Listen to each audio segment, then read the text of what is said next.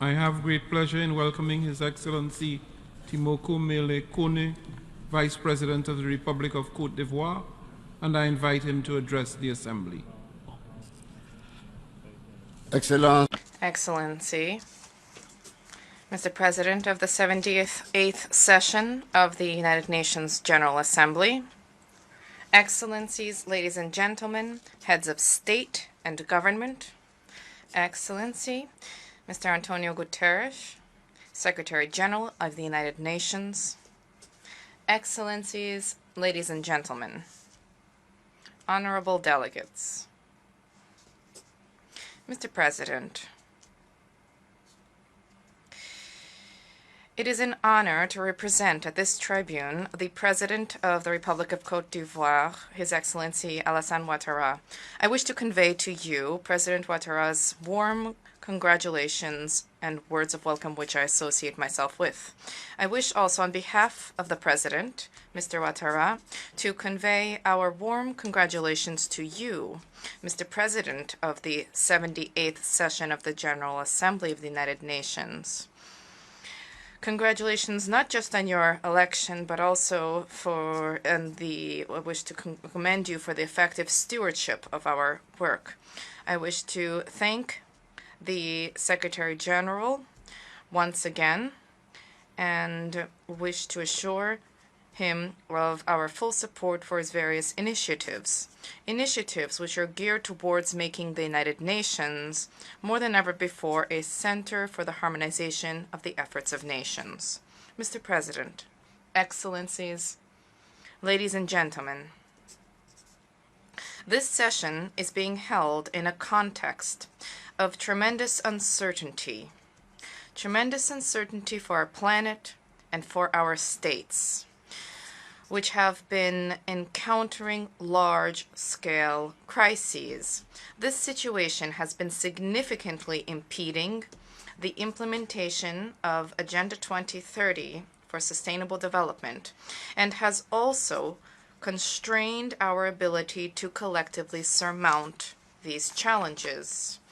As we take stock of the situation, it is our duty to be clear-eyed, to recognize the fact that the anticipated resources for the financing of this important agenda are lacking. They are lacking specifically for developing countries. Given this observation, there's a need for us to move quickly, to stand in solidarity. We must ensure that the financing for the Sustainable Development Goals is both lasting and predictable.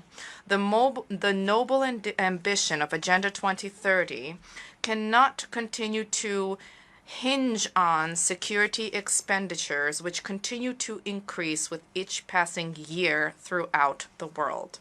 For this reason, my delegation applauds the very relevant theme of this 78th session, a theme which invites us to engage further, to step up our efforts to achieve the SDGs.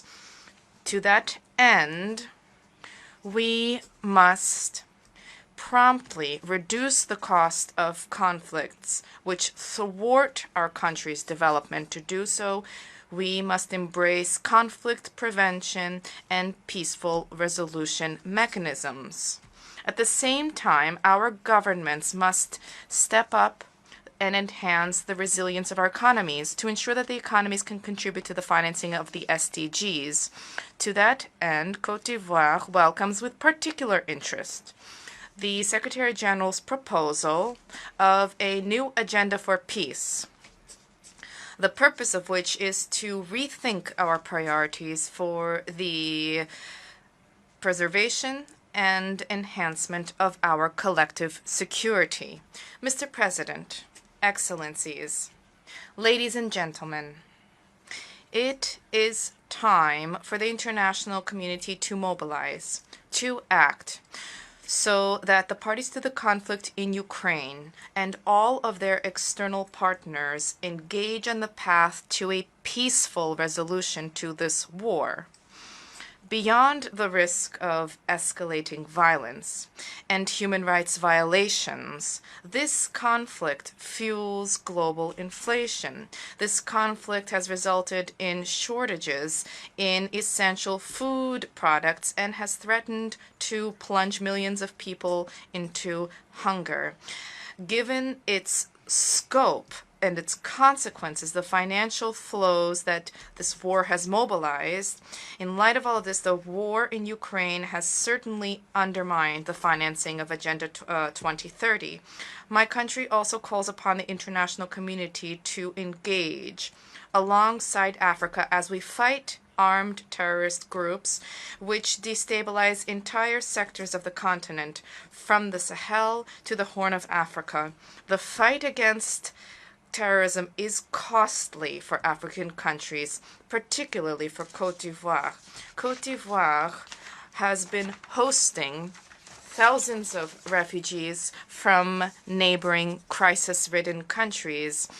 There are significant financial resources that are needed but lacking to finance the priorities, expenditures, as well as the SDGs. Everywhere they have entrenched themselves, armed terrorist groups have been annihilating decades of progress. Progress in key sectors such as education, healthcare, culture, and employment has been reversed. They have denied women and minorities their basic rights. They reject the very idea of freedom and democracy. That having been said, and in view of this, my country invites the United Nations and ECOWAS, the Economic Community of West African States, to consider financing modalities for the counterterrorism priority actions. These were adopted by ECOWAS in 2019, and the implementation of this has been delayed. Côte d'Ivoire has been seeing to the effective operations of the Jacquesville International Academy for Counterterrorism. This academy was established with the support of both bilateral and multilateral partners, and the academy also currently enjoys a stellar reputation.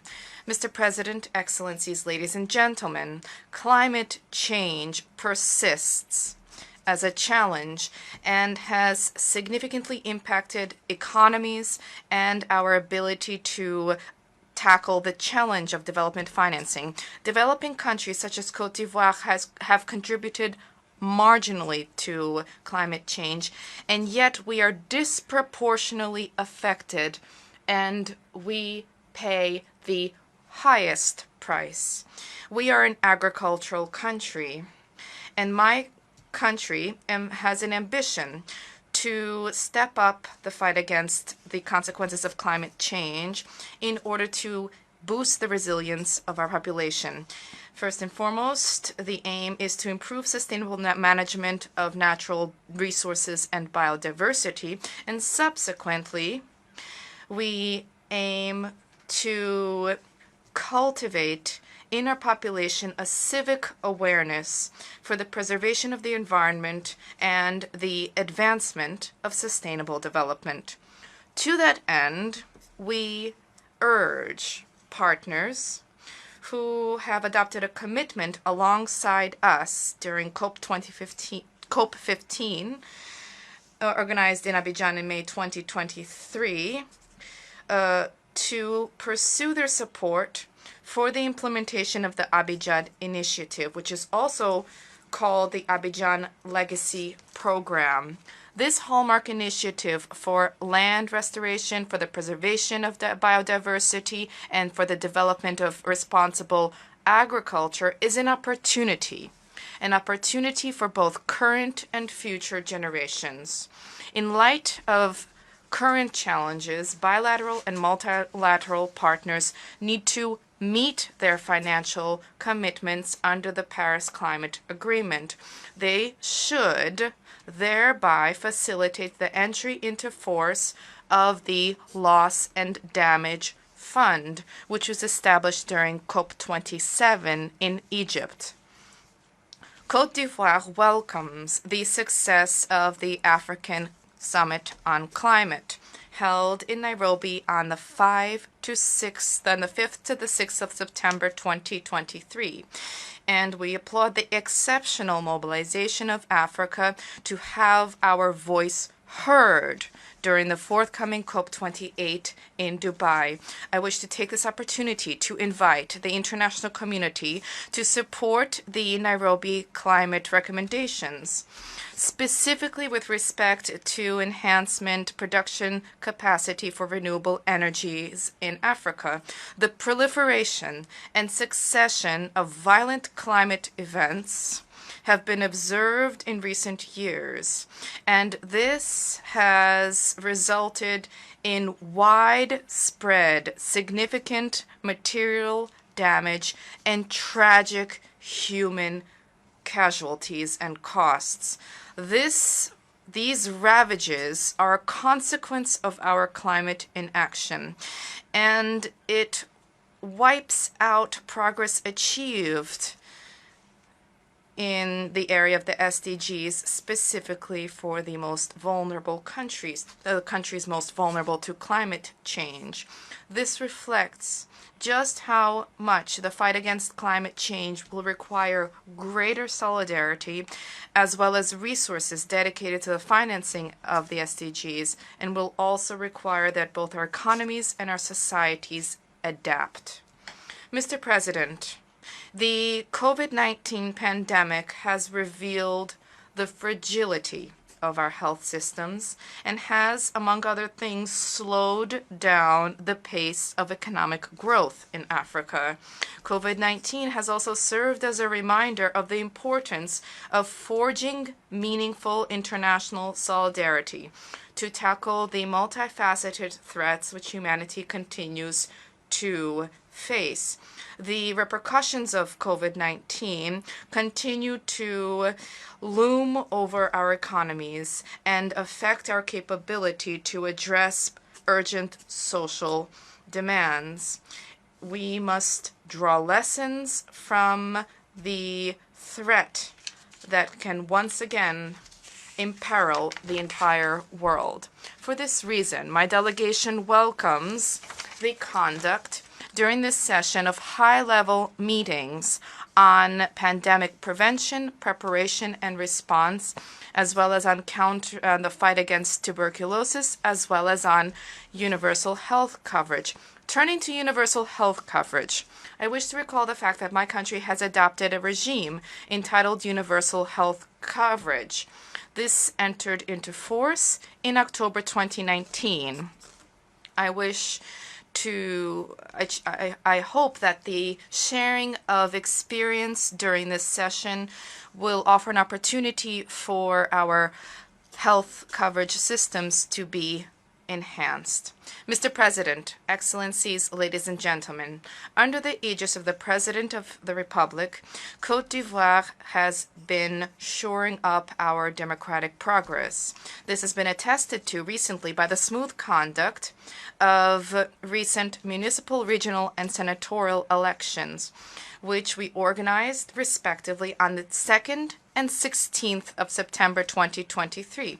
These elections saw large turnout with all political parties participating. They were carried out in a transparent and calm way, thereby demonstrating the political maturity of the people of Côte d'Ivoire.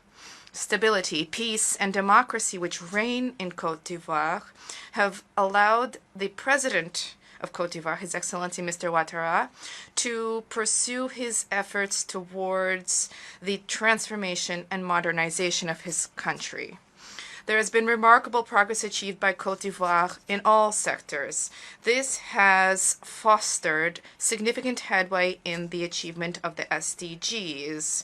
The solidity of the Ivorian economy has helped to significantly reduce poverty rates, which are presently at approximately 36.5% as compared to 56% in 2011.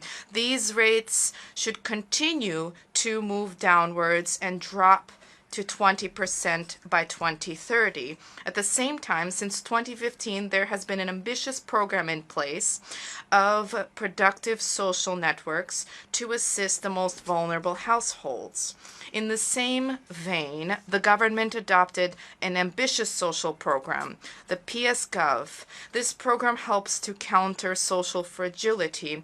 The policy of the government and successive national development plans have helped to improve progress towards the SDGs in Côte d'Ivoire.